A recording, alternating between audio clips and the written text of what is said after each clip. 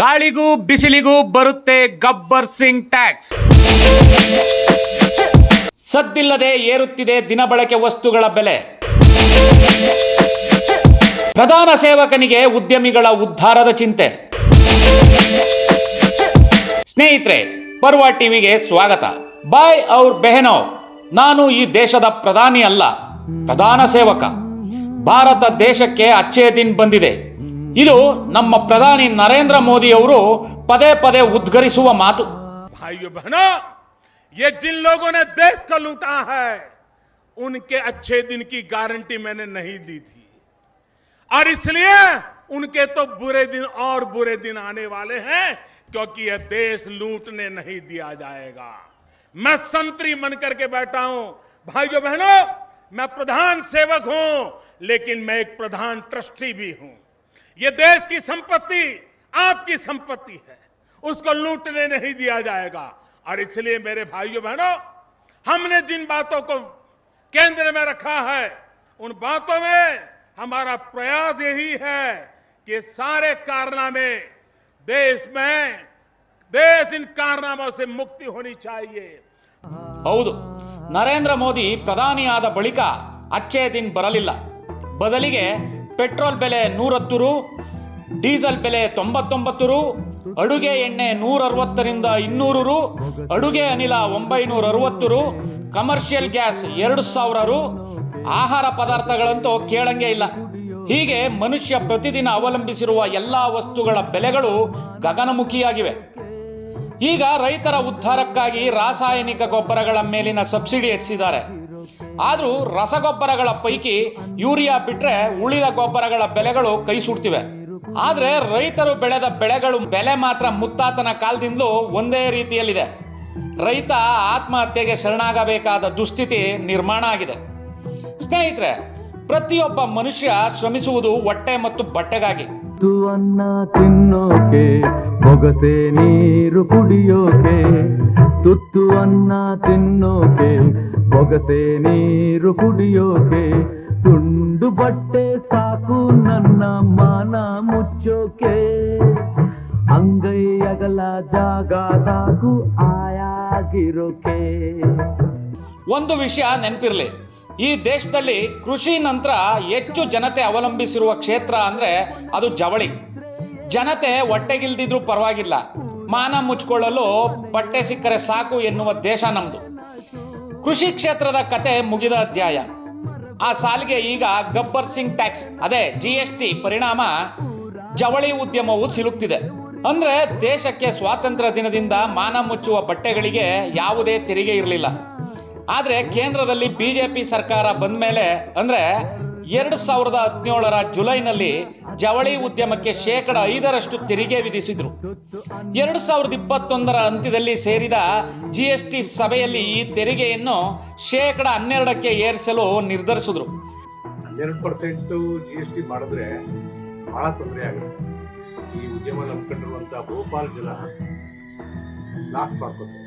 ಕಾರಣ ಏನಂದರೆ, ನಮ್ಮ ಉದ್ಯಮಕ್ಕೆ ಡಿಮಾನಿಟೈಸೇಷನ್ ಆದಾಗಲೇ ಸುಮಾರು ಒಂದು 20% ನಮ್ಮ ಉದ್ಯಮಕ್ಕೆ ಪೆಟ್ಟು ಬೀಳ್ತು. ನಂತರ GST ಬಂದ ಮೇಲೆ ಒಂದು 20% ಕಡಿಮೆ ಆಗಿದೆ. ಈಗೇನು 40% ಕಡಿಮೆ ಆಗೋಯ್ತು. ಈಗಾಗಲೇ 40% ವ್ಯವಹಾರಗಳು ನಡೀತಾ ಇವೆ. ಮತ್ತೆ ಇವ್ರು ಏನಾದ್ರು 12% GST ಮಾಡಿದ್ರೆ ಉದ್ಯಮಕ್ಕೆ ತುಂಬಾ ಪೆಟ್ಟು ಬೀಳುತ್ತೆ. ಏನಂದ್ರೆ, ನಮ್ಮ ಉದ್ಯಮದಲ್ಲಿ 3 ಹಂತ ಇದೆ. ಮೊದಲನೇ ಹಂತ ಪ್ರೊಡಕ್ಷನ್, 2ನೇದು ವಿತರಣೆ, 3ನೇದು ಮಾರಾಟ.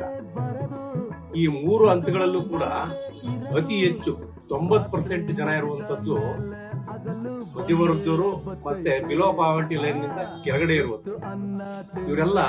ಇವ್ರಿಗೆಲ್ಲ ಉದ್ಯೋಗ ಕೊಟ್ಟಿದೆ ನಮ್ಮ ಈ ಜವಳಿ ಉದ್ಯಮ. ಇವ್ರು ಯಾರು 12% ಮಾಡಿದಾಗ ಏನಾಗುತ್ತೆ ಅಂದ್ರೆ, ಈ ವ್ಯಾಪಾರ ಬಹುತೇಕ ಬಂಡವಾಳಶಾಹಿಗಳ ಕಂಟ್ರೋಲ್ ಹೊರಟೋಗುತ್ತೆ.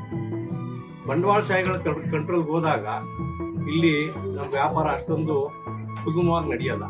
ಉಳ್ಳವರು ವ್ಯಾಪಾರ ಮಾಡ್ತಾರೆ, ಉಳ್ಳವರು ಪ್ರೊಡಕ್ಷನ್ ಮಾಡ್ತಾರೆ, ಸಣ್ಣ ಪುಟ್ಟವರು ಜೀವನೋಪಯೋಗ ಮಾಡ್ಕೊಂಡಿದ್ದಂಥವರೆಲ್ಲ ಮೂಲೆ ಗುಂಪಾಯ್ತಾರೆ. ಹಾಗಾಗಿ ಸರ್ಕಾರ ಜನಗಳ ಆದಾಯನ ಹೆಚ್ಚು ಮಾಡಿ ತೆರಿಗೆನೆ ಜಾಸ್ತಿ ಮಾಡಿದ್ರೆ ಒಳ್ಳೇದು. ಅದನ್ನ ಬಿಟ್ಟು ಸರ್ಕಾರ ಜನಗಳ ಆದಾಯ ಕಡಿಮೆ ಇದ್ದಾಗ ತೆರಿಗೆ ಜಾಸ್ತಿ ಮಾಡುತ್ತೆ. ಬಹಳ ತೊಂದರೆ ಆಗುತ್ತೆ. ಜನಗಳಲ್ಲಿ ಕೊಂಡ್ಕೊಳ್ಳೋ ಶಕ್ತಿ ಕಡಿಮೆ ಆಗುತ್ತೆ. ಕೊಂಡ್ಕೊಳ್ಳೋ ಶಕ್ತಿನ ಜಾಸ್ತಿ ಮಾಡೋ ತರ ಕೆಲವೊಂದು ರೀತಿಗಳನ್ನ ಮಾಡಿ ಸರ್ಕಾರ ತೆರಿಗೆ ಜಾಸ್ತಿ ಮಾಡಿದ್ರೆ ನಮ್ಗೇನ್ ತೊಂದರೆ ಆಗಲ್ಲ. ಎಲ್ಲದಕ್ಕೂ ತೆರಿಗೆ ಹಾಕ ಬರ್ತಾ ಇದಾರೆ. ಹಿಂದೂ ಡೆವಲಪ್ಮೆಂಟ್ ಯಾವುದಕ್ಕೂ ಬಿಟ್ಟಿಲ್ಲ. ಈ ಪ್ರಕೃತಿ ಕೊಟ್ಟಿರುವಂತ ಗಾಳಿ ಬೆಳಕನ್ನು ಬಿಟ್ಟು ಬೇರೆ ಎಲ್ಲದಕ್ಕೂ ತೆರಿಗೆ ಹಾಕಿದ್ದಾರೆ. ಸರ್ಕಾರ ಅವೆರಡು ಬಿಟ್ಬಿಟ್ಟಿದೆ, ಅದನ್ನ ನಾವು ಜ್ಞಾಪಿಸಿದೀವಿ. ಅದಕ್ಕೂ ಕೂಡ ಹಾಕ್ಬಿಟ್ರೆ ಜನಗಳಿಗೆ ಇನ್ನೂ ಒಂದು ರೀತಿನಲ್ಲಿ ಗಿಫ್ಟ್ ಕೊಟ್ಟಂಗ ಆಗುತ್ತೆ ನಮ್ಮ ಮೋದಿಯವರು.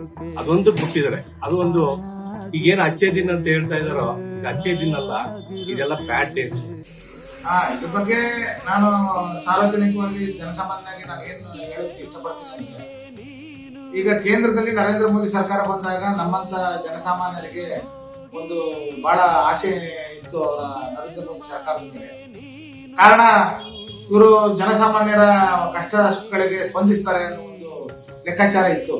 ಆದ್ರೆ ಕ್ರಮೇಣ ದಿನ ಕಳೆದಂತೆ ಅದು ಎಲ್ಲ ಹುಷಿಯಾಗ್ತಾ ಬರ್ತಾ ಇದೆ.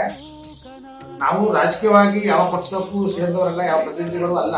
ಆದ್ರೂ ಸಾರ್ವಜನಿಕವಾಗಿ ನಾವು ಏನ್ ಹೇಳ್ತೀನಿ ಅಂತಂದ್ರೆ, ಈಗಾಗಲೇ ಕೊರೋನಾ ಹೊಡೆತದಿಂದಾಗಿ ದೇಶಾದ್ಯಂತ 2 ವರ್ಷದಿಂದ ಜನ ಕಷ್ಟದಲ್ಲಿ ಇರುವುದು ಎಲ್ಲರಿಗೂ ತಿಳಿದಿರುವಂತ ವಿಚಾರ. ಕೆಲವರು ಉದ್ಯೋಗನ ಕಳ್ಕೊಂಡು ಪಾಪ ಅವರಿಗೆ ಒಂದು ಊಟಕ್ಕೂ ತೊಂದರೆ ಆಗಿರುವಂತ ಪರಿಸ್ಥಿತಿ ಟೈಮಲ್ಲಿ ಈ ಗ್ಯಾಸ್ ಮತ್ತು ಪೆಟ್ರೋಲಿಯಂ ಉತ್ಪನ್ನಗಳ ಬೆಲೆ ಜಾಸ್ತಿ ಆಗೋದ್ರ ಜೊತೆಗೆ ಈಗ GST ಕೂಡ 5% ಇಂದ 12%ಗೆ 1ನೇ ತಾರೀಕಿಂದ ಜಾರಿ ಮಾಡಬೇಕು ಅಂತ ಅನ್ಕೊಂಡಿದಾರಂತೆ. ಇದ್ರ ಜೊತೆಗೆ ಈ ಜನ ಬಳಕೆ ವಸ್ತುಗಳು, ಅದು ಮುಖ್ಯವಾಗಿ ಎಲ್ಲರೂ ಬಳಸ್ತೀವಿ ನಾವುಗಳು ಕೂಡ, ಅಂತ ಒಂದು ವಸ್ತುಗಳ ಬೆಲೆ, ಮುಖ್ಯವಾಗಿ ಚಪ್ಪಲಿ ಮತ್ತೆ ಬಟ್ಟೆಗಳ GST ಕೂಡ ಇವರು ಏರಿಕೆ ಮಾಡಿದ್ರೆ ನಿಜಕ್ಕೂ ಸಾರ್ವಜನಿಕರಿಗೆ ತುಂಬಾ ತೊಂದರೆ ಆಗುತ್ತೆ. ಇದನ್ನ ತಕ್ಷಣ ಈ ನಿರ್ಧಾರನ ಮರುಪರಿಶೀಲಿಸಿ ನರೇಂದ್ರ ಮೋದಿ ಅವರು ಕೈ ಬಿಡಬೇಕು, ಮತ್ತೆ ಜನಸಾಮಾನ್ಯರಿಗೆ ಅನುಕೂಲ ಮಾಡಿಕೊಡ್ಬೇಕು ಅಂತ ಅವ್ರ ಹತ್ರ ಮನವಿ ಮಾಡ್ತೀವಿ. ನಾವು ಆಗ್ತಾ ಇದ್ದ ಕಾಲದಿಂದಾನೇ ಉದ್ಯಮ ನೋಡ್ಕೊಂಡ್ ಬಂದಿದ್ದೀವಿ. 1% ಆಗ್ತಾ ಇದ್ದಿದ್ದಕ್ಕೋಸ್ಕರನೇ ಆವತ್ತು ಈ ಉದ್ಯಮ ಎಸೆನ್ಷಿಯಲ್ ಆಗಿರೋದ್ರಿಂದ ಆಗ್ತಾ ಇರಬಾರ್ದು ಅಂತ ಜನಾಂದೋಲನ ಮಾಡಿ ಆಗ್ತಾ ತೆಗೆಸ್ತಂತ ಹಿಸ್ಟ್ರಿ ಕರ್ನಾಟಕದಲ್ಲಿದೆ. ಅದಾದ ನಂತರ ವ್ಯಾಟ್ ತಂದರು. ವ್ಯಾಟ್ ಆದ ನಂತರ 5% GST ತಂದರು. ವ್ಯಾಟ್ ತಂದಾಗಲೇ ಸ್ವಲ್ಪ ತೊಂದರೆ ಆಗ್ತಾ ಇತ್ತು. ಆದರೆ ವ್ಯಾಪಾರಸ್ಥರು, ಎಸ್ಪೆಷಲಿ ಜವಳಿ ಉದ್ಯಮದವರು ಅದಕ್ಕೆ ಹೊಂದಿಕೊಂಡು ಅದಕ್ಕೆ ವ್ಯಾಟ್ಗೆ ಅನುಗುಣವಾಗಿ ವ್ಯಾಪಾರ ಮಾಡೋದಕ್ಕೆ ಶುರು ಮಾಡಿದ್ರು. ಉದ್ದಿಮೆನೂ ಭಾಳ ಚೆನ್ನಾಗಿತ್ತು. ಯಾವಾಗ ವ್ಯಾಟಿಂದ 5% GST ತಂದ್ರು ನಿಜವಾಗ್ಲೂ ಉದ್ದಿಮೆಗೆ ಭಾಳ ಹೊಡೆತ ಬಿದ್ದಂಗೆ ಆಯಿತು. ಯಾಕೆ ಅಂತಂದರೆ ಒಂದೇ ಸರಿ 5% ಅದು ಯಾರೂ ಇವಾಗ ಅಂಗಡಿ ನಡೆಸೋರು ನಾವು ಅದನ್ನು ಬರ್ಸೋಕ್ಕಾಗಲ್ಲ. ಅದು ಹೋಗಿ ಸೇರೋದು ನನ್ನ ಹತ್ರ ಯಾರು ಬಟ್ಟೆ ತಗೋತಾರೋ ಅವರೇ ಕಟ್ಟಬೇಕಾಗತ್ತೆ. 5% ಅನ್ನೋದು ಅದು ಸಣ್ಣ ಮೊತ್ತ ಅಲ್ಲ. 100 ರೂಪಾಯಿಗೆ ನೀವು ತಗೊಂಡ್ರೆ 5 ರೂಪಾಯಿ ಕಟ್ಟಬೇಕಾಗುತ್ತೆ. ಸೊ ಹಾಗಿರೋವಾಗ, ಅದೇ ಕಷ್ಟದಲ್ಲಿರೋವಾಗ ನೀವಾಗ ಅದನ್ನ 12% ಮಾಡಕ್ ಹೊರಡ್ತೀನಿ ಅಂತಂದ್ರೆ ಅರ್ಥಹೀನವಾದ್ದು ಅಂತ ನನಗೆ ಅನ್ಸುತ್ತೆ. ಒಂದು ಎಲ್ಲರೂ ಅರ್ಥ ಮಾಡ್ಕೋಬೇಕು, ಇದರ ಫಸ್ಟ್ ಇದಕ್ಕೆ ಹೊಡೆತ ಬೀಳೋದು ಪಾಪ ನಮ್ಮ ಗ್ರಾಹಕರಿಗೆ ಹೊಡೆತ ಬೀಳೋದು. ಆಮೇಲೆ ನಮ್ಮಂತ ಈ ಮಧ್ಯದಲ್ಲಿ ಈ ರಿಟೇಲರ್ಸ್ ಏನಿದ್ದಾರೆ 50% ರಿಟೇಲರ್ಸ್ ಮುಳುಗೋಗ್ಬಿಡ್ತಾರೆ. 50% ರಿಟೇಲರ್ಸ್ ಮುಳುಗೋಗ್ಬಿಡ್ತಾರೆ. ಮತ್ತೆ ಸರ್ಕಾರ ಮೊದಲಿಂದ ಹೇಳ್ತಾ ಇದ್ದಿದ್ದೇನು, ಸುಲಭವಾದ ಒಂದು ನೀತಿ ತರ್ತೀನಿ, ಕಡಿಮೆಯಾದ ಟ್ಯಾಕ್ಸ್ ರೇಟ್ ಇಡ್ತೀನಿ, ಎಲ್ರು ಇನ್ಕ್ಲೂಸಿವ್ ಆಗಿ ಮಾಡಿ ಹೆಚ್ಚು ಜನ ಟ್ಯಾಕ್ಸ್ ನೆಟ್ಟು ಬರಂಗ್ ಮಾಡ್ತೀನಿ ಅಂತ. ಆದ್ರೆ ಅದೆಲ್ಲ ಸುಳ್ಳಾಗಿ ಜನ ಸುಮ್ಮನೆ ಇದ್ದಾರೆ, ವ್ಯಾಪಾರಸ್ಥರು ಸುಮ್ಮನೆ ಇದ್ದಾರೆ, ಇವ್ರ ಕೈಲಿ ಆಂದೋಲನ ಮಾಡೋ ಶಕ್ತಿ ಇಲ್ಲ ಅಂತ ಅನ್ಕೊಂಡು ಅವ್ರಿಗೆ ಇಷ್ಟ ಬಂದಂಗೆ ಟ್ಯಾಕ್ಸ್ ಜಾಸ್ತಿ ಮಾಡ್ಕೊಂಡು ಹೋಗ್ತಾ ಇರೋದು ಇದು ನಿಜಕ್ಕೂ ವಿಪರ್ಯಾಸವೇ ಸರಿ ಅಂತ ನಾನು ಅನ್ಕೊಂಡು. ಸರ್, ನಿಮ್ಮಲ್ಲಿರೋ ಎಂಪ್ಲಾಯೀಸ್ಗಳಿಗೆ ಈ ಒಂದು ಅವರು ವಿದ್ಯಾರ್ಹತೆ ನೋಡಿ ಕೆಲಸ ಕೊಡ್ತಿರೋ ಅಥವಾ ಅವರ ಒಂದು ಅನುಭವದ ಮೇಲೆ ಕೆಲಸ ಕೊಡ್ತಿರೋ ಸರ್? ಇಲ್ಲಿ ಅವರ ಅನುಭವದ ನೋಡಿ ಕೆಲಸ ಕೊಡ್ತೀವಿ. ಹೊಸದಾಗಿ ಬಂದು ಸೇರಿದವ್ರಿಗೂ ಲಕ್ಷಾಂತರ ಜನ ಇದ್ದಾರೆ ಸರ್. ಇವಾಗ ಕರ್ನಾಟಕದ್ದೇ ನಾವು ಒಂದು ಲೆಕ್ಕ ತಗೊಳ್ಳೋದಾದ್ರೆ 2.25 ಲಕ್ಷ ಅಂಗಡಿಗಳಿದೆ ಸರ್. ಒಂದ್ ಅಂಗಡಿಗೆ 5 ಜನ ಅಂತ ಲೆಕ್ಕ ಹಾಕೊಂಡ್ರೆ 10 ಲಕ್ಷ ಜನ ಅಸಂಘಟಿತ ಕಾರ್ಮಿಕರು ಈ ವಲಯದಲ್ಲಿ ಕೆಲಸ ಮಾಡ್ತಾರೆ. ಇದೆಲ್ಲ ಸರ್ಕಾರಕ್ಕೆ ಗೊತ್ತೇ ಆಗೋದಿಲ್ಲ ಸರ್, ಗೊತ್ತೇ ಆಗೋದಿಲ್ಲ. ನಿಮ್ಮ ವಾಹಿನಿ ಮುಖಾಂತರ ಇದು ತಲುಪಬೇಕಾದವರಿಗೆ ಈ ವಿಚಾರಗಳೆಲ್ಲ ತಲುಪಿ ಈ 12% ಮಾಡ್ಲಿಕ್ಕೆ ಹೊರಡ್ತೀನಿ ಟ್ಯಾಕ್ಸ್ ಅಂತ ಹುಚ್ಚುತನದಿಂದ ಆ ನಿರ್ಧಾರದಿಂದ ವಾಪಸ್ ಬಂದು ಏನಿದೆ ನಡ್ಕೊಂಡು ಹೋಗಂಗ್ ಮಾಡಬೇಕು ಅಂತ ಕಳಕಳಿಯಾಗಿ ಮನವಿ ಮಾಡ್ತೀನಿ. ಇದು ಗ್ರಾಹಕರು ಅಂದ್ರೆ ಈ ದೇಶದ ಪ್ರಜೆಗಳ ಪರಿಸ್ಥಿತಿಯನ್ನು ದುಸ್ಥಿತಿಗೆ ತಳ್ಳುವುದರಲ್ಲಿ ಸಂದೇಹವೇ ಇಲ್ಲ. ಯಾಕಂದ್ರೆ GST ಜಾಸ್ತಿ ಆದ್ರೆ ಮಾನ ಮುಚ್ಚಿಕೊಳ್ಳೋ ಬಟ್ಟೆಗಳ ಬೆಲೆ ಕೂಡ ದುಬಾರಿ ಆಗಲಿದೆ. GST ಬಿಫೋರ್ ಇದು 2 ಕಾರಣಗಳಿಂದ ಹೊಡೆತ ಬಿದ್ದಿದೆ. ಒಂದು GST, ಒಂದು ಅತಿವೃಷ್ಟಿ ಅನಾವೃಷ್ಟಿ, ಒಂದು ಕರೋನಾ, ಒಂದು ಅದು ಯಾವ್ದಕ್ಕೆ ಯಾವ್ದು ತಾಳೆ ಹೊಂದ್ಕೊಂಡು ಹೋಗ್ತಾ ಇದೆಯೋ ಗೊತ್ತಿಲ್ಲ. ಒಟ್ನಲ್ಲಿ ಟೋಟಲಿ ಇದು ತುಂಬಾನೇ ಕಡಿಮೆ ಆಗಿದೆ. ಅದೇ ಈ 3 ಮಿಕ್ಸ್ ಆಗಿ ಹಾಳಾಗಿದೆಯೋ ಉದ್ಯಮ ಗೊತ್ತಾಗ್ತಾ ಇಲ್ಲ. ಮೊದಲು GST ಬರೋದಕ್ಕಿಂತ ಮುಂಚೆ ತುಂಬಾ ಚೆನ್ನಾಗಿತ್ತು, ಕೊಳ್ಳುವ ಸಾಮರ್ಥ್ಯನೂ ಹೆಚ್ಚಾಗಿತ್ತು ಗ್ರಾಹಕರಲ್ಲಿ. ನಮ್ಮ ಗ್ರಾಮೀಣ ಪ್ರದೇಶ ಆದ್ರಿಂದ ಗ್ರಾಹಕರಲ್ಲಿ ಮೊದಲು ಕೊಳ್ಳುವ ಸಾಮರ್ಥ್ಯ ಹೆಚ್ಚಾಗಿತ್ತು, ಇವಾಗ ಕಡಿಮೆ ಆಗಿದೆ. ದೇಶದ ಪ್ರಧಾನ ಸೇವಕನಿಗೆ ಬಟ್ಟೆ ಬರೆ ಕೊಳ್ಳಲಾರದಷ್ಟು ಕಷ್ಟವೇನಲ್ಲ. ಅವರಿಗೆ ವಿದೇಶದಿಂದ ಒಳ್ಳೊಳ್ಳೆ ಬಟ್ಟೆಗಳು ಸಿಗ್ತವೆ. ಆದರೆ ದುಬಾರಿ ದುನಿಯಾದಲ್ಲಿ ನಲುಗ್ತಿರುವ ಜನಸಾಮಾನ್ಯರು ಈಗ ವರ್ಷಕ್ಕೆ 6 ಒಳ ಉಡುಪು ಖರೀದಿಸುತ್ತಿದ್ದರೆ ಮುಂದಿನ ದಿನಗಳಲ್ಲಿ 3 ಖರೀದಿಸಲು ಸಾಧ್ಯ. ಇನ್ನು 3 ಖರೀದಿಸುತ್ತಿದ್ದವರು 1ಕ್ಕೆ ಬಂದರೆ 1 ಖರೀದಿಸುತ್ತಿದ್ದವರು ಎಷ್ಟು ಖರೀದಿಸಬಹುದು? ನೀವೇ ಅಂದಾಜಿಸಿ. ಸ್ನೇಹಿತರೆ, ಕೃಷಿ ನಂತರ ಹೆಚ್ಚು ಉದ್ಯೋಗ ಸೃಷ್ಟಿಸಿರೋದು ಜವಳಿ ಉದ್ಯಮ. GST ಹೆಚ್ಚಳ ಮಾಡಿದ್ದಲ್ಲಿ ಜವಳಿ ಉದ್ಯಮಕ್ಕೂ ದೊಡ್ಡ ಪೆಟ್ಟು ಬೀಳುತ್ತೆ. ಯಾಕಂದ್ರೆ ಹೆಚ್ಚಿನ ತೆರಿಗೆ ಕಟ್ಟಬೇಕಾಗುತ್ತದೆ ಎಂಬ ಕಾರಣದಿಂದ ಕಾರ್ಮಿಕರ ಸಂಖ್ಯೆ ಕಡಿಮೆ ಮಾಡಲು ಜವಳಿ ವ್ಯಾಪಾರಿಗಳು ಮುಂದಾಗ್ತಾರೆ. ಪರಿಣಾಮ ಭಾರೀ ಪ್ರಮಾಣದ ನಿರುದ್ಯೋಗ ಸೃಷ್ಟಿಯಾಗೋದು ಕಟ್ಟಿಟ್ಟ ಬುತ್ತಿ. ಅನ್ನ ತಿನ್ನೋಕೆ, ಬೊಗಸೆ ನೀರು ಕುಡಿಯೋಕೆ, ತುಂಡು ಬಟ್ಟೆ ಸಾಕು ನನ್ನ ಮಾನ ಮುಚ್ಚೋಕೆ. ಗ್ರಾಮೀಣ ಪ್ರದೇಶ ಇಲ್ಲ ಸಿಟಿ ಅಂತಲ್ಲ ಸರ್.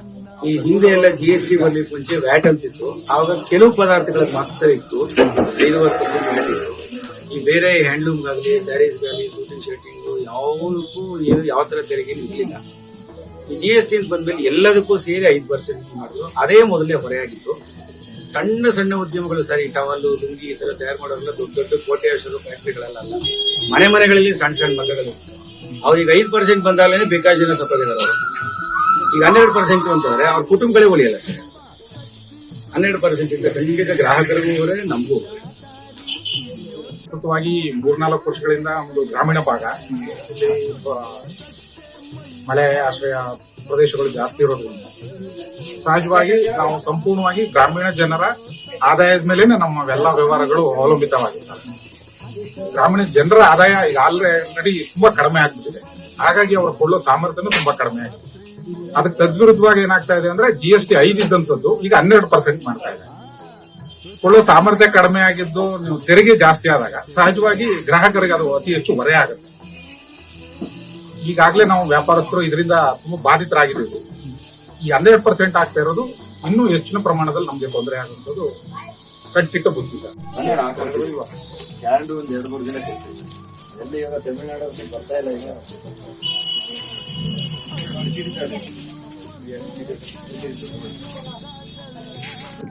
ಸರ್, ಮೊದಲನೇದಾಗಿ ಏನಾಗಿದೆ ಅಂದ್ರೆ GST ಅದ್ರ ಬಗ್ಗೆನೇ ಹೇಳ್ತೀವಿ ಸರ್. ಅದಕ್ಕೆ ಮುಂಚೆ ಏನಾಗಿದೆ, ಕಳೆದ 2 ವರ್ಷಗಳಿಂದ ಕರೋನಾದ ಬಗ್ಗೆ ತುಂಬಾನೇ ನಾವು ಸಫರ್ ಮಾಡ್ತಾ ಇದೀವಿ. 2 ವರ್ಷ ಆಯ್ತು ನಾವು ಸರಿಯಾದ ರೀತಿಯಲ್ಲಿ ವ್ಯಾಪಾರನ ಮಾಡಿ ನಾವು 2 ವರ್ಷ ಆಯ್ತು. ಬಿಕಾಸ್ ಆಫ್ ಜನರಲ್ಲಿ ಏನಾಗಿದೆ, ಕೊಳ್ಳೋ ಸಾಮರ್ಥ್ಯನೇ ಕಡಿಮೆ ಆಗಿದೆ. ರೈತರಾಗ್ಬೋದು, ಮಧ್ಯಮ ವರ್ಗದವರಾಗ್ಬೋದು, ಯಾರಿಗೂ ಕೊಳ್ಳೋ ಸಾಮರ್ಥ್ಯ ಜಾಸ್ತಿ ಆಗಿಲ್ಲ. ಸೊ ಇಂಥ ಸಂದರ್ಭದಲ್ಲಿ ನಾವು GST ರೇಟ್ನ ಈಗಿರ್ತಕ್ಕಂಥ 5% ಇಂದ 12% ಮಾಡಿದ್ರೆ ಅದು ಹೊರೆ ಖಂಡಿತ ಅಂದ್ರೆ ನಮ್ಮ ಜನರ ಮೇಲೆ ಬೀಳುತ್ತೆ. ಆಮೇಲೆ ಈ ಪ್ಯಾಂಡಮಿಕ್ ಟೈಮಲ್ಲಿ ಅಂದ್ರೆ ಇಂಥ ಸಂಕಷ್ಟ ಸ್ಥಿತಿನಲ್ಲಿ ದಯವಿಟ್ಟು ಇದು ಬೇಡ ಅನ್ನೋಂತ ನಮ್ಮ ಎಲ್ಲ ವರ್ತಕರ ಅಭಿಪ್ರಾಯ. ನಮ್ದೊಂದೇ ಟೆಕ್ಸ್ಟೈಲ್ ಅಂತ, ಇನ್ನು ಬೇರೆ ಬೇರೆದಕ್ಕೆ ಅವರು ಇದನ್ನ 5% 12%ಗೆ ಜನವರಿಯಿಂದ ಅಪ್ಲೈ ಮಾಡ್ತಿದ್ದಾರೆ. ದಯವಿಟ್ಟು ಸರ್ಕಾರನ ಅದು ಬೇಡ ಅಂತ ಹೇಳ್ತೀವಿ. ಕಾರಣ ಏನಂದ್ರೆ, ನಾವು ನಮ್ಮ ಉದ್ಯಮ, ನಾನೊಬ್ಬ ಜವಳಿ ಉದ್ಯಮ ವರ್ತಕನಾಗಿ ಅದ್ರ ಬಗ್ಗೆ ನಾನು ಮಾತಾಡ್ತೀನಿ. ನಮ್ಮ ಉದ್ಯಮ ಏನಾಗಿದೆ ಸರ್, ಇವಾಗ ತುಂಬಾನೇ ಸಂಕಷ್ಟದಲ್ಲಿದೆ. ಹಬ್ಬಗಳು ನಡೀತಾ ಇಲ್ಲ ಸರಿಯಾದ ರೀತಿಯಲ್ಲಿ, ಯಾವುದೋ ಊರುಗಳಲ್ಲಿ ಹಬ್ಬಗಳನ್ನ ಮಾಡ್ತಾ ಇಲ್ಲ, ಮದುವೆ ಕಾರ್ಯಗಳು ನಡೀತಾ ಇಲ್ಲ. ಎಲ್ಲ ಸರ್ಕಾರನೂ ಒಂದು ಲಿಮಿಟ್ ಇದೆ, ಅದು ಅವರ ಅದು ರೂಲ್ ಕರೆಕ್ಟ್, ಅದು ಮಾಡೋಂಥ ಸರಿ. ಬಟ್ ವ್ಯವಹಾರಕವಾಗಿ ನಮ್ಮಲ್ಲಿ ಮದುವೆ ಸೀಸನ್ಗಳಾಗ್ಬೋದು, ಹಬ್ಬ ಸೀಸನ್ಗಳಾಗ್ಬೋದು, ಯಾವುದೂ ನಾವು ಮಾಡ್ತಾ ಇಲ್ಲ. ಎಲ್ಲವೂ ನಾವು ಏನ್ ಮಾಡ್ತಿದ್ದಲ್ಲಿ ಅದು 10 to 20% ಬಂದ್ಬಿಟ್ಟಿದೆ. ಇಂಥ ಸಂದರ್ಭದಲ್ಲಿ ಮತ್ತೆ ಸರ್ಕಾರ 12% ಮಾಡಿದ್ರೆ ನಾವು ಉಳಿಯೋದು ಕಷ್ಟ. ಈಗ ನಮ್ಮನ್ನ ನಂಬಿ ನಮ್ಮಲ್ಲಿ ಒಂದು 20 ಜನ ವರ್ಕರ್ಗಳಿದ್ದಾರೆ, ಕೆಲಸ, ಅವರು ಎಲ್ಲ ಮಧ್ಯಮ ವರ್ಗದಲ್ಲಿ ಬಂದಿರ್ತಕ್ಕಂಥ, ನಮಗೆ ಅವ್ರನ್ನ ಇಟ್ಕೊಳ್ಳೋಂಗೂ ಇಲ್ಲ, ತೆಗಿಯೋಂಗೂ ಇಲ್ಲ, ಆ ಸ್ಥಿತಿ ಆಗಿದೆ. ಯಾಕಂದ್ರೆ ಅವ್ರಿಗೆ ಪ್ರತಿನಿತ್ಯ ಊಟ ತರಿಸ್ಕೊಡ್ಬೇಕು, ಅವ್ರಿಗೆ ಬಸ್ ಫೇರು, ಆಟೋ ಫೇರ್ ಕೊಡ್ಬೇಕು, ಈಗಿರ್ತಕ್ಕಂಥ ವ್ಯವಹಾರದಲ್ಲಿ ನಾವು ಖಂಡಿತ ಅದು ಮಾಡಕ್ಕಾಗ್ತಿಲ್ಲ. ಅದನ್ನ ನಾವು ತೆಗೆದಾಕಿಲ್ಲ. ಅವ್ರನ್ನ ಪಾಪ ತೆಗೆದಾಕ ಅವ್ರೆಲ್ಲಿ ಹೋಗ್ತಾರೆ? ಅವರು ಬೇರೆ ಕಡೆ ಎಲ್ಲೂ ಈಗ ಏನಾಗಿದೆ ನಮ್ಮಲ್ಲೂ 0.5% ತೆಗಿತಾ ಇದಾರೆ ಕೆಲಸಗಾರ, ಅಂದ್ರೆ ಮೇಂಟೈನ್ ಮಾಡಕ್ ಆಗ್ತಾ ಇಲ್ಲ.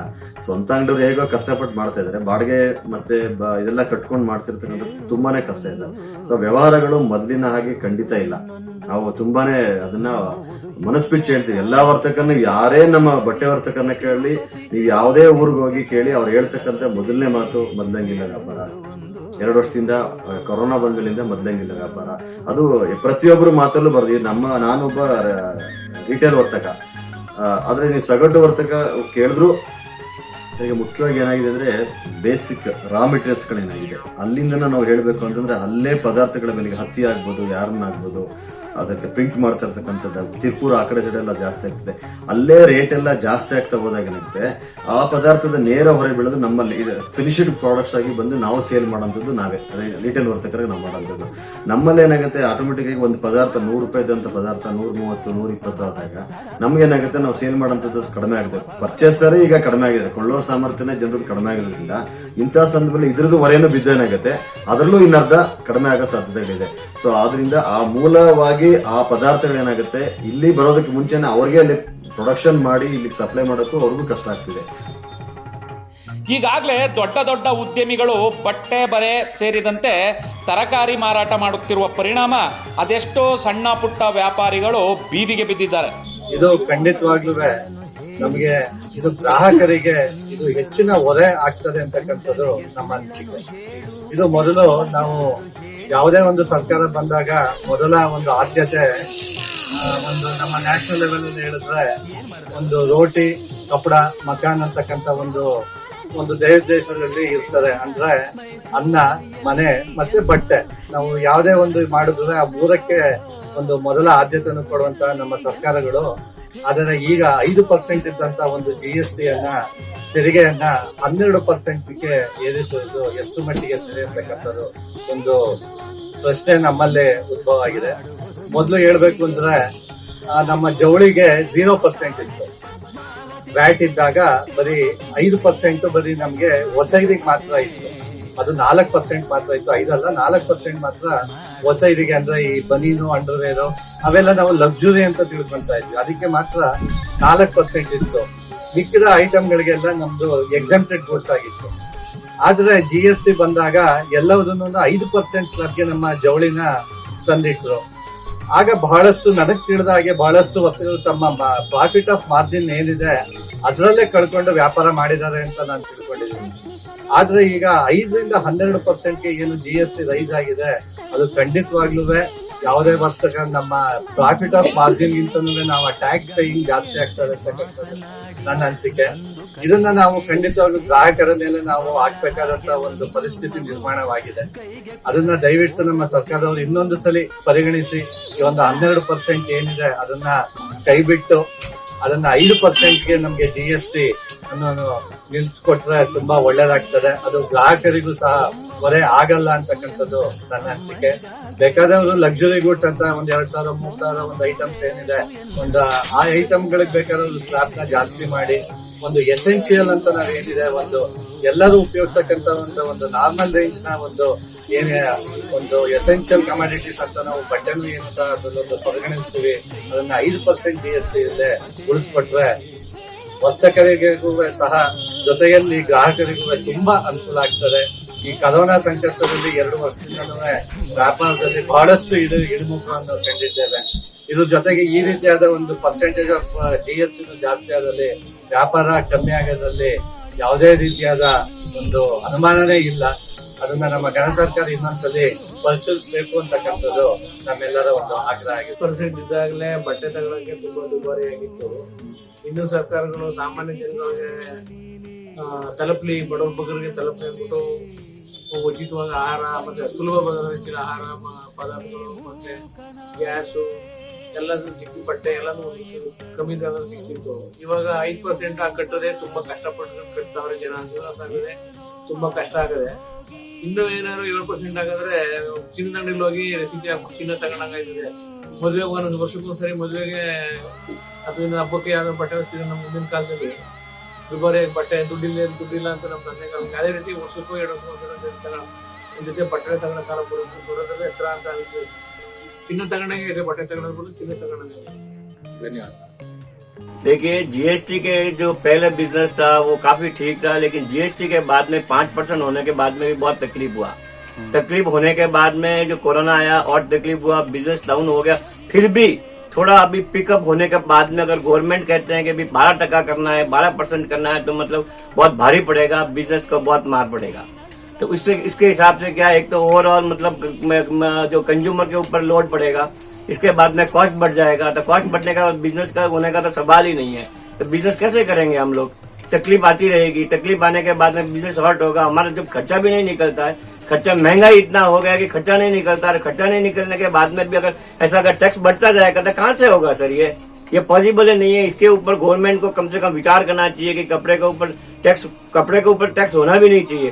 फिर भी अगर 5% लगाया तो 5% तक सीमित रखिए, उसके ऊपर मत कीजिए। उसके ऊपर करेंगे तो बहुत खराब इम्पैक्ट पड़ेगा, बैड इम्पैक्ट होगा। उसके बाद में बिजनेस बहुत डाउन हो जाएगा।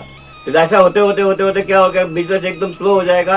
और यहाँ जो खर्चा निकलने की जो बात है, जो इनकम जो हो गया, इनकम कहाँ से हो गए? कैसे हम ये लेबर को वगैरह इनको जो काम करने वाले हैं उनको पैसा कहाँ से देंगे जब इनकम भी नहीं होगा? ये लोग लेबर जो है उनको भी हम नहीं संभाल नहीं पाएंगे। तो उससे क्या होगा कि उसको तकलीफ हो जाएगी, काम कम हो जाएगा, अनएम्प्लॉयमेंट बढ़ जाएगा। इससे बिजनेस जब कम होगा तो हम तो निकाल देंगे भाई अपने 4-5 आदमी दुकान में या 10 आदमी है, तो कम करो। अनएम्प्लॉयमेंट भी बढ़ेगा। तो गवर्नमेंट के लिए एक टाइप का प्रॉब्लम होगा। ये हमारे को तो प्रॉब्लम होगा ही होगा, लेकिन गवर्नमेंट के लिए भी प्रॉब्लम है। मतलब कॉस्ट जितना भी मतलब टैक्स कम होगा, उसके हिसाब से गवर्नमेंट को रेवेन्यू उल्टी ज्यादा आएगी। गवर्नमेंट के दिमाग में ये लोग ये लेके चलते कि टैक्स बढ़ाएंगे तो इनकम गवर्नमेंट को इनकम ज्यादा होगी, लेकिन ऐसा नहीं हो सकता है। तकलीफ होगी उससे। तकलीफ होने के बाद में ये कम हो जाएगा। तो हम तो गवर्नमेंट से, मोदी से ये रिक्वेस्ट करते हैं कि 5% है, अगर निकाल सकते हैं 5% भी निकाल दीजिए, वरना 5 तक सीमित रखिए, उससे आगे मत बढ़ाइए। लोगों को तकलीफ होगी, उससे बिजनेस को हानि होगी। तो हानि होने के बावजूद अगर बिजनेस करने में हम सक्षम नहीं होंगे, ऐसे एक स्थिति ऐसी आएगी कि बिजनेस के मुंह मोड़ना पड़ेगा कि बिजनेस हम नहीं कर पा रहे हैं। ये तो गवर्नमेंट के लिए मतलब सोचना है, और सोचना भी जरूरी है। भैया आप कितने साल से इस बिजनेस में है क्या? हम कल समझिए 1964 से हमारा दुकान है। 1964 से हम चला रहे हैं। इतनी तकलीफ नहीं थी, लेकिन जब टैक्स अगर 5% डाला, 5% के बावजूद भी हम नहीं कर पा रहे थे, सक्षम नहीं हो रहे थे बिजनेस करने में। फिर भी अब जाके मतलब 2 साल के बाद में जाके थोड़ा सा लेवल हुआ। बीच में कोरोना आ गया, कोरोना के बावजूद भी खराब हो गया बिजनेस की स्थिति। और इसके बाद में अब गवर्नमेंट सोच रही है कि 12% करना है, तो 12% कहाँ कोप अप होगा? ये पॉसिबल ही नहीं होगा। सर कैसे करेंगे हम लोग?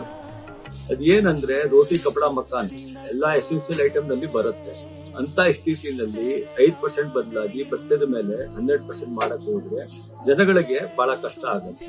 ನಾವು 5% ಇರೋದಕ್ಕೆ 2% ಮಾಡಿ ಅಂತ ಆಲ್ ಇಂಡಿಯಾನಲ್ಲಿ ಲೆಟರ್ ಕೊಟ್ಟಿದ್ದೀವಿ, ಮಾತಾಡ್ತಾನು ಇತ್ತು. ಬಟ್ ಸರ್ಪ್ರೈಸ್ ಆಗಿ ಇದು 5ಕ್ಕೆ 100% ಮಾಡ್ತಾ ಇದ್ದಾರೆ 1 ಜನವರಿಯಿಂದ. ದಯವಿಟ್ಟು ಸರ್ಕಾರ ಇದಕ್ಕೆ ನಿಲ್ಲಿಸಬೇಕು, ಜಾಸ್ತಿ ಮಾಡಕ್ ಹೋಗ್ಬಾರ್ದು. ಬಟ್ಟೆ ಎಲ್ಲದಕ್ಕಿಂತ ಎಸೆನ್ಷಿಯಲ್ ಐಟಮ್.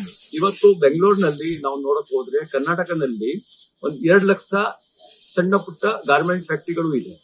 ಚಿಕ್ಕ 10 ಜನ, 15 ಜನ, 20 ಜನ ಕೆಲಸ ಮಾಡ್ತಾರೆ. ಅದೇ ತರ ಲಕ್ಷಾಂತರ ಅಂಗಡಿಗಳು ಇದೆ. ಈ ವ್ಯಾಪಾರ ಆಲ್ರೆಡಿ ಕೊರೋನಾ ಇಂದ ಬಹಳ ಎಫೆಕ್ಟ್ ಆಗಿದೆ. ಇವತ್ತು 60% ವ್ಯಾಪಾರನೂ ಬರ್ತಾ ಇಲ್ಲ. ಅಂತ ಸ್ಥಿತಿನಲ್ಲಿ ಏನು ಹೆಚ್ಚು ಕಮ್ಮಿ ಆದ್ರೆ ಒಂದ್ ಅಂಗಡಿಯಿಂದ 2 ಜನನು ಸಪೋಸ್ ಸ್ಟಾಫ್ಗೆ ತೆಗ್ದ್ಬಿಟ್ರೆ, ಒಂದೊಂದು ಫ್ಯಾಕ್ಟರಿಯಿಂದ ತೆಗ್ದ್ಬಿಟ್ರೆ ಸಾವಿರಾರು ಜನ, ಲಕ್ಷಾಂತರ ಜನ ಹಂಗೆ ಅವ್ರದ್ದು ಕೆಲಸಗಳು ಹೊರಟೋಗತ್ತೆ. ಇಂಥ ಸ್ಥಿತಿನಲ್ಲಿ ನಮ್ಗೆ ಬಹಳ ಕಷ್ಟ ಆಗತ್ತೆ.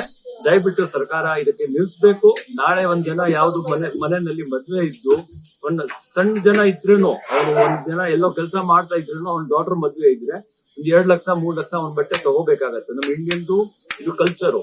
ಆ 3 ಲಕ್ಷ ಬಟ್ಟೆ ಮೇಲೆ ಅವ್ನು 36,000 ಟ್ಯಾಕ್ಸ್ ಕಟ್ಬೇಕಾದ್ರೆ ಬಹಳ ಅನ್ಯಾಯ ಆಗತ್ತೆ. ದಯವಿಟ್ಟು ಇದಕ್ಕೆ 5% ಇರುತ್ತೆ, 5% ಉಳಿಸ್ಬೇಕು. ಈಗಾಗಲೇ ಅಗತ್ಯ ವಸ್ತುಗಳ ಬೆಲೆ ಏರಿಕೆ ತುಂಬಾ ದುಬಾರಿ ಆಗಿರೋದ್ರಿಂದ, ತರಕಾರಿ, ದಿನಸಿ ಪದಾರ್ಥಗಳು, ಗ್ಯಾಸು, ಪೆಟ್ರೋಲ್ ಎಲ್ಲ ದುಬಾರಿ ಆಗಿರೋದ್ರಿಂದ ಜನಗಳಿಗೆ ಎಲ್ಲಾ ರೀತಿಲೂ ತೊಂದರೆ ಸಿಗಾಕೊಂಡಿದ್ದಾರೆ. ಈಗ ಬಟ್ಟೆ ಮೇಲೂ ಈ GST ಜಾಸ್ತಿ ಮಾಡಿದ್ರೆ ಜನ ಬಟ್ಟೆ ಅಂಗಡಿಗೆ ಬಂದು ಬಟ್ಟೆ ಪರ್ಚೇಸ್ ಮಾಡೋದನ್ನೇ ಕಮ್ಮಿ ಮಾಡ್ಬಿಟ್ಟಿದ್ದಾರೆ. ಬಟ್ಟೆ ಅಂಗಡಿಗೆ ಬರೋದನ್ನೇ ಬಿಟ್ಬಿಡ್ತಾರೆ. ಹಂಗಾಗಿ ಜವಳಿ ಉದ್ಯಮ ತುಂಬಾ ನಷ್ಟಕೊಂಡೋಗುತ್ತೆ. ಅದನ್ನೇ ನಂಬ್ಕೊಂಡಿರುವಂತ ಅಂಗಡಿಯವರು, ನೇಕಾರರು ಅಂಗಡಿ ಎಲ್ಲರೂ ತುಂಬಾ ತೊಂದರೆಗೆ ಸಿಗಾಕತ್ತಾರೆ. ಹಂಗಾಗಿ GST ನ ಜಾಸ್ತಿ ಮಾಡೋದ್ರ ಬಗ್ಗೆ ಪುನಃ ಪರಿಶೀಲನೆ ಮಾಡಿದ್ರೆ ಜನಕ್ಕೆ ತುಂಬಾ ಅನುಕೂಲ ಆಯ್ತದೆ. ಬಟ್ಟೆ ಇಲ್ಲದೆ ಮನುಷ್ಯ ಜೀವನನೂ ಮಾಡಕ್ಕಾಗಲ್ಲ. ಹಂಗಾಗಿ ಕೇಂದ್ರ ಸರ್ಕಾರ ಇದ್ರ ಬಗ್ಗೆ ಗಮನ ಹರಿಸಬೇಕು. ಈ ನಡುವೆ ಅಮೆರಿಕಾದ ಅಮೆಜಾನ್ ಕಂಪನಿ ಕೂಡ ಭಾರತದ ಚಿಲ್ಲರೆ ಮಾರುಕಟ್ಟೆ ಮೇಲೆ ಕಣ್ಣಿಟ್ಟಿದ್ದು ಅದಕ್ಕಾಗಿ ಭಾರೀ ಕಸರತ್ತು ನಡೆಸ್ತಿದೆ.